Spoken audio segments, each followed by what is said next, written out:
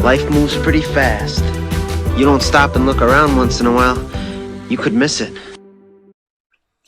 Some of you are old enough to remember the Atari video game system, a far cry from the advanced graphics we see in games today.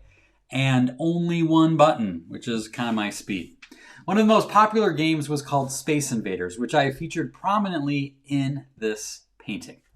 It was a simple concept. You try to shoot as many aliens as you can as they descend down your screen. As the game continues on, the aliens descend at an ever-increasing speed. And if they reach the bottom, the alien invasion is successful and the game ends. To me, this is a great metaphor for adultitis, a disease that Kim and I have committed our lives to help defeat. You are familiar with this enemy even if you're hearing the name for the first time. It's what happens when you lose your sense of wonder, your curiosity, and your childlike zest for life. Quite literally, adultitis means swelling of the adult. And when you're walking around with too much adult, your life is more stressful and way less fun. And although I wish there was a magic potion or miracle cure that ended adultitis once and for all, there just isn't. Adultitis is always coming after us, just like those dang aliens. You can blast down a whole screen by going to Disney World, but on your first day back to work, another wave is ready to strike. So the key, I think, is to look at fighting adultitis as a game. It's most deadly when it hides in the shadows, convincing you to take yourself too seriously and getting you to focus on the negative. But if you notice where it tries to sabotage you and laugh at its advances, you can diffuse its power. Our family has had great fun in acknowledging when adultitis has gained the upper hand, and we encourage one another to fight back. Extreme cases call for a pajama run or a spontaneous dance party in the kitchen. My dad is fond of saying everything happens for a reason. Well, I make it a game to try to figure out the reason. Anytime something bad happens, I start thinking about what good could come from it.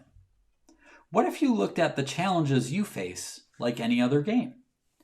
Instead of looking at making payroll as a life or death situation, make it into a game. Instead of worrying about not getting everything done today, make it into a game. Instead of stressing out over how you'll ever be able to conform to the new regulations in your industry, make it into a game. Instead of acting like your current challenge is something found in the bad-tasting medicine aisle, mentally repackage it in primary colors and take it from the toy section. Breathe, smile, have some fun with it. By looking at it as a game and clearing your mind of the useless worst-case scenarios, you'll actually be more likely to notice the people, opportunities, and ideas you'll need to win. Now, you may believe that the stakes are much higher now compared to a silly game of Space Invaders. But are they really?